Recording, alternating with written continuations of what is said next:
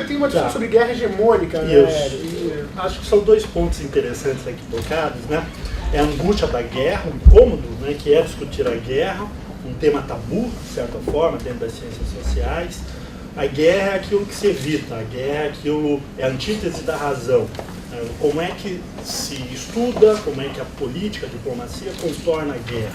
Bom, essa é uma perspectiva que abraça, sobretudo, a ciência nos últimos 2 séculos, mas é uma preocupação absolutamente antiga quando a gente analisa os clássicos, né? A própria literatura grega, ou um autor como Tucídides, ali no 4º século antes de Cristo. Eu começaria que essa discussão sobre guerra hegemônica, o que é, a partir da ordem internacional.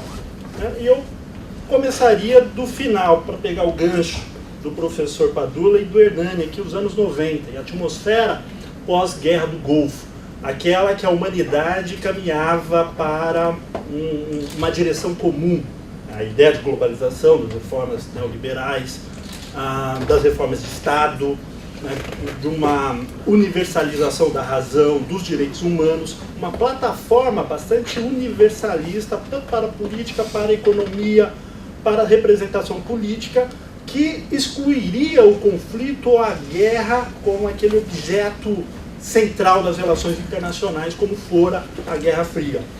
E aqui, em homenagem ao autor do livro, né, o Fiore, no artigo dele de 1992, para a discussão da Guerra do Golfo, né, tratada como uma guerra ética, e alguns autores a denominando guerra justa, exatamente porque é um dos poucos momentos da história em que há uma grande coalizão, né, tanto então Rússia, os países europeus, os Estados Unidos, houve uma convergência das grandes potências, instituições internacionais para condenar o Iraque e a sua intervenção no Kuwait. E aquilo como um símbolo de uma nova era, dessa era da globalização, dessa era de um mundo mais ordenado do ponto de vista das relações internacionais. Analisando esta guerra, o Fiore assim termina o seu texto, né? Está no livro. Se for verdade, finalmente, não seria absurdo pensar que esta guerra, do Golfo, como as antecessoras pérsicas do século V a.C., ao invés de conduzir a humanidade a um novo patamar de civilização e contribuir para a universalização dos valores éticos desenhados pela razão cosmopolita da Europa iluminada, seja a antessala de uma nova era sofística, marcada pela força, pelo medo e o retrocesso político e ideológico dentro da própria coalizão vitoriosa da guerra. Então, bastante interessante como o autor do livro aponta que a vitória na Guerra do Golfo seria a antessala de um período bastante turbulento. Bom, como pensar isso teoricamente? Os autores que eu me pauto aqui para a discussão da guerra hegemônica são dois. O Georg Modelsky, que discute os ciclos longos da política internacional, e um autor que dialoga muito com a economia política internacional, que é o Robert Gill, né, da teoria da estabilidade hegemônica. Bom, ambos desenvolvem essa agenda na década de 70, exatamente para identificar aquilo que muitos autores viam como declínio do poder americano, seja em virtude da corrida armamentista contra a União Soviética, né, e uma relativa vantagem soviética, se considerarmos, por exemplo, o espaço, seja a questão do dólar, a partir de 66, em especial 71, 73, uma certa crise de credibilidade que faz com que os Estados Unidos saiam dos acordos, dos acordos de Bretton Woods, e que aquilo seria uma sinalização da incapacidade norte-americana de ser o grande fiador do sistema monetário internacional, seja a questão cultural norte-americana, seja a questão do petróleo, a crise de desabastecimento, em especial em 73 e depois de 79, seja a perda de competitividade estrutural da economia norte-americana, que acumulava déficit em comparação à produção alemã e japonesa. Toda essa agenda que apontava para uma crise de capacidade, um declínio ou dúvidas quanto à posição hegemônica norte-americana, mobiliza uma série de autores das mais diferentes abordagens a debater o que aquilo representa e como antever o futuro. Há recortes distintos.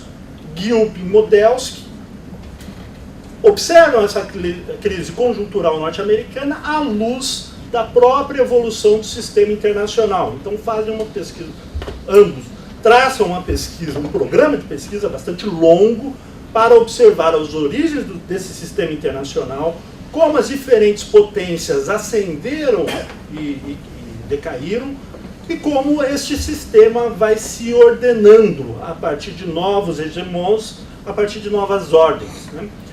O Modelsky traça o seu panorama a partir do século XV para identificar, de Portugal, passando por Alemanha, por Inglaterra, Estados Unidos, apontando o que viria posterior a esse declínio norte-americano. É um programa de pesquisa muito pautado nos avanços da ciência, a física, pautado na sociologia funcionalista, em que ele busca modelos de interação entre os diferentes estados, né, entre os diferentes sistemas fechados.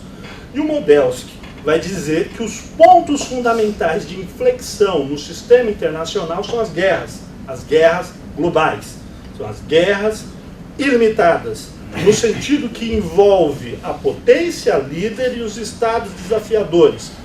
Potência líder é exatamente aquela que tem a capacidade de gerir o sistema, seja com uma economia pulsante, do ponto de vista produtivo e financeiro. Modelsky não desenvolve essa variável financeira em sua análise, mas pressupõe-se dessa gestão econômica a capacidade produtiva e financeira de gerir, né? Um sistema político de resolução das contendas e, sobretudo, para o Modelsky, uma capacidade militar incontrastável, que ele associa a um poder naval. Todo grande hegemon foi um grande poder naval e complementa esse poder com as vertentes terrestres e aéreas. Para o Modelsky, o sistema ele vai se ajustando, ele rompe com a ideia que o sistema internacional seria anárquico, ele rechaça, é sistêmico, e é um sistema em constante interação. Haveria uma hierarquização, e dessa hierarquização os estados vão se ajustando a partir dos padrões de comportamentos que evitariam a guerra. Portanto, o Modelsky, resumindo o argumento, ele diria que aquilo que se passava nos anos 70, da crise de representatividade, ou de credibilidade, ou de poder norte-americano, teria como contrapartida um desenvolvimento do próprio sistema internacional que ia ajustando os diferentes estados para um padrão mais democrático de resolução das tensões internacionais. Portanto, de maneira bastante sintética, a visão do Modelsky é uma evolução, é uma visão evolutiva e positiva das relações internacionais que dão às relações, à política internacional, um caráter cada vez mais democrático e multilateral. Isso, quando se contrapõe aos anos 90, se identifica nas organizações internacionais aquilo que sinaliza uma transição sistêmica futura. Caso os Estados Unidos não respondessem à sua crise de hegemonia, o que os substituiria no plano internacional seria um regime mais multilateral, mais democrático.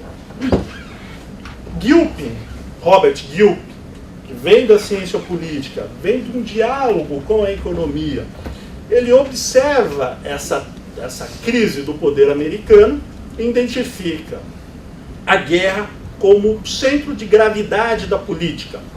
Portanto, vê a posição norte-americana como frágil, só que há uma excepcionalidade. Qual? O poder militar.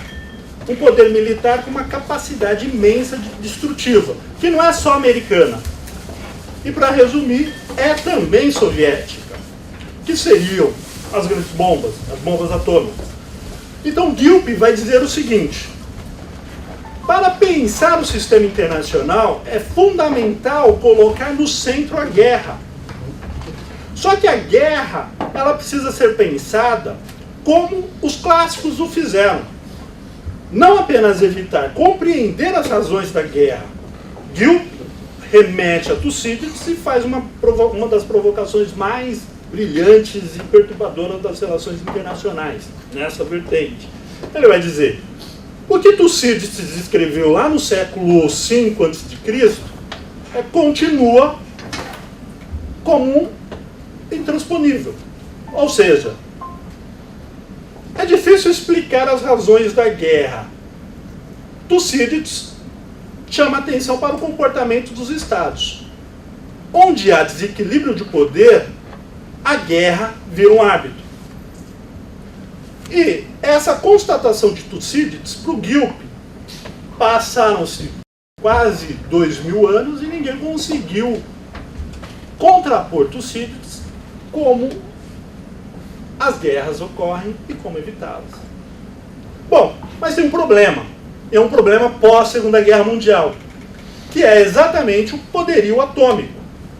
Como pensar, então, uma guerra global que envolve as potências questionando o hegemon e as potências emergentes para a gestação de um novo ciclo, se a capacidade de destruição dos estados chegou a tal nível?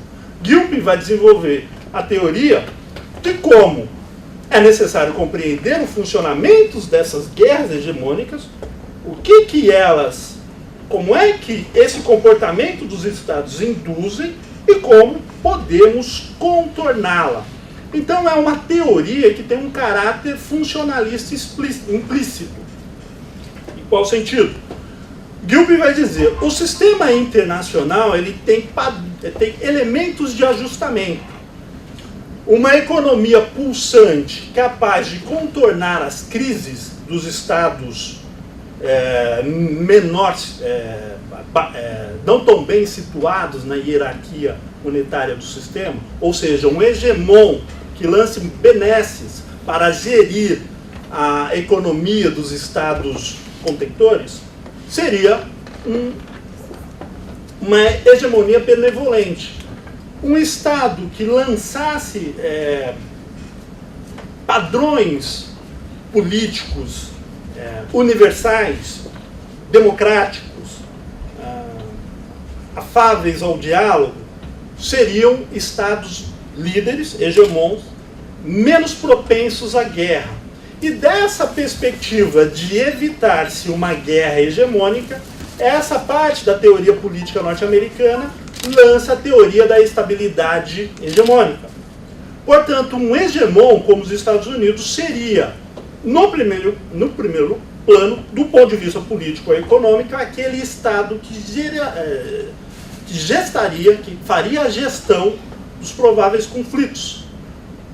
Quando a gente observa o fim da Guerra do Golfo, como bem lembrou o professor Hernani, havia uma atmosfera bastante positiva, seja na filosofia, nas teses da filosofia da política internacional do Fukuyama, do fim da história, da idade da razão, seja do ponto de vista político, das instituições multilaterais, que teríamos chegado a essa fase mais suprema das relações internacionais. Tem um hegemon disposto a arcar com os custos para a manutenção de uma ética mais universal e arbitrar os conflitos pontuais. Temos uma moeda absolutamente internacionalizada, portanto, estamos sim na antessala de um longo período de paz. O que os anos 90 demonstram, e estamos nos anos 2000 verificando, é exatamente a contraposição disto. Nem a teoria da estabilidade hegemônica do Gilpin, o caráter funcionalista do hegemon demonstraram-se suficientes para gerir uma ordem internacional pacífica, tampouco na versão do Georg Modelsky. O sistema internacional evoluiu em paralelo às democracias dos Estados nacionais para um padrão mais democrático. como então pensar a ordem contemporânea, conflitiva, tensa, né? Então esses são alguns elementos que eu diria que introduzem, né, a discussão que o livro passa, cada um ao seu modo. Ok.